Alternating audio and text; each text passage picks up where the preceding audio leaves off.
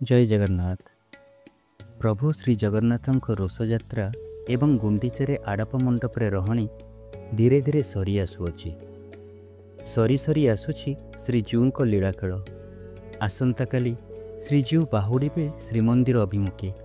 आउ आज थिला श्रीजीउଙ୍କ जन्मविधि संध्या दर्शन। आज नवमी तिथि आड़प मंडपरे तीन ठाकुर ए वर्षर शेष दर्शन देइछन्ति निज श्रद्धालु भक्त माननकु। आज पुरी रे नाही नथिबा भक्त लक्षाधिक भावुक भक्तंक समागम होइछि श्रीगुंडीचारे। आज सकाळ 4:30 रु सबु नीति को आरंभ करा जाइछि। द्वार फिटा, मंगल आरती, अवकाश, सकाळ धूप एवं भोग मंडप इत्यादि को आज खूब सुरखुर रे संपूर्ण करा जाइछि। भक्त माने सकाळु श्रीजीउଙ୍କ दर्शन शेष करी नाकचना द्वार रे फेरी जाइछन्ति।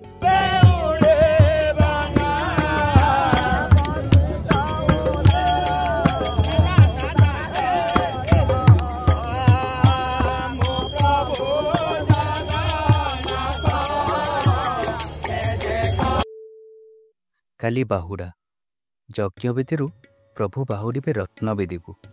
पुरी रे पुणी रास रचिब, जनपूर्ण होई उठिब बड़दाण्ड। आउ ए सबको नजर रखी संध्या दर्शन को संध्या 6टा सुधा समाप्त कर दिया जाइछि।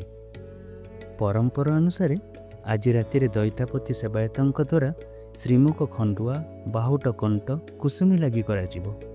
तापर कोठ सुश्रिया सेवायतों द्वारा चाड़माड़ बंधाजिब।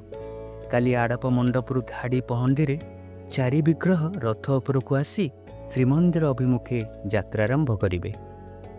आपण माने एही वीडियो रे देखुथिबा एही दृश्यावली गुड़िक आज संध्यार एबे भी शरदाबाली चलचंचल। भक्त माने भाव विह्वल। एही 3 रथ को शरदाबाली रे देखिबा पई आ वर्षटी अपेक्षा करिबाकू पड़िबो। भजन कीर्तन रे श्रीगुंडीचा दाण्ड एबे खूब कंपुची। आउ काली पुणी माँ गुंडीचा रहीजिबे एकुटिया। आउ अनी बसिबे आउ वर्षे कला ठाकुर को भेटिबा पई। आहा, ए लीला जे केते लोमहर्षणकारी ताहा वर्णना करिबा मो पक्षे संभव होई पारु नै।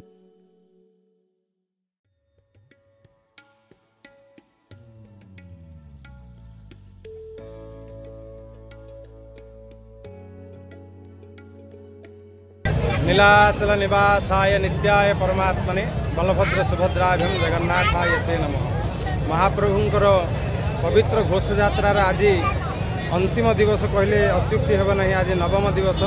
आज महाप्रभुंकर ये जो प्रति वर्ष भली लगी रही नव दिनात्मक यात्रार आज शेष दिवस। आज दिवसर ना होची संध्या दर्शन, नवमी संध्या दर्शन। आज आमे भगवान को संध्या दर्शन रे दर्शन करी महाप्रभुंकर कृपा मु बखाणी कही पारिबिनी।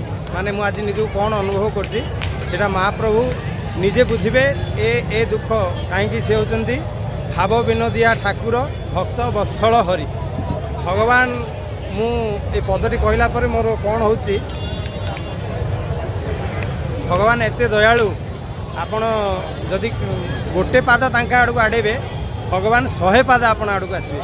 जगन्नाथंकर एते दया एते करुणा आम ऊपर अच्छी। आसंता काली आमे बाहुड़ा यात्रा, तापर सुनावेश, अधरपणा, रसगोला, नीलाद्री विजे, माँ लक्ष्मी एवं भगवान कली सबु प्रकार लीला आहुरी बाकी अच्छी। किंतु आज लगुच जमती महाप्रभु एपटू चलीगले पूरा गुंडीचा मंदिर मशाणी सदृश हो।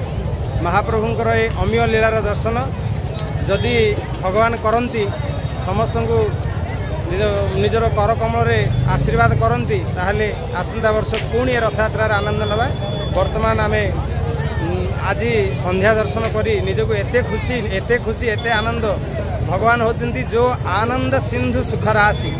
भगवान होचंती आनंद समुद्र। आमे होचे से आनंद समुद्रर बुंदाए मात्र।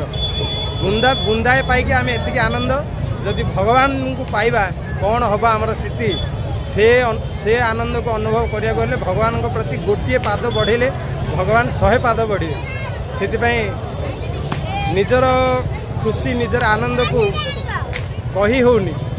खाली जय जगन्नाथ कही समस्त भक्त मानक मंगल कामना करछि। समस्त मंगल करंतु जगन्नाथ महाप्रभु। जय जगन्नाथ। ए होची ଆଜି ସନ୍ଧ୍ୟାବେଳର ବଡ଼ଦାଣ୍ଡର ଦୃଶ୍ୟ।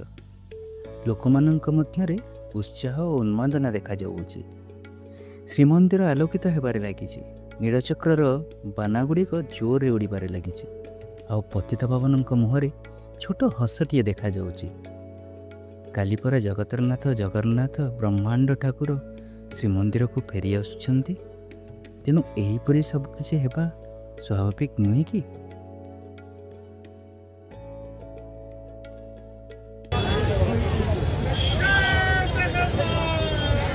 ବାସ୍ ଏତିକି ପ୍ରାର୍ଥନା କରିବା, କାଲି ତିନି ଠାକୁର ଯେମିତି ଭଲରେ ଭଲରେ ସିଂହଦ୍ୱାରରେ ପହଞ୍ଚି ଯାଆନ୍ତୁ, ଆଉ ଆମ୍ଭମାନଙ୍କୁ ପୁଣି ଥରେ ଶ୍ରୀମନ୍ଦିରରେ ଦର୍ଶନ ଦିଅନ୍ତୁ ଆଉ ଆଶୀର୍ବାଦ ପ୍ରଦାନ କରନ୍ତୁ। ଜୟ ଜଗନ୍ନାଥ।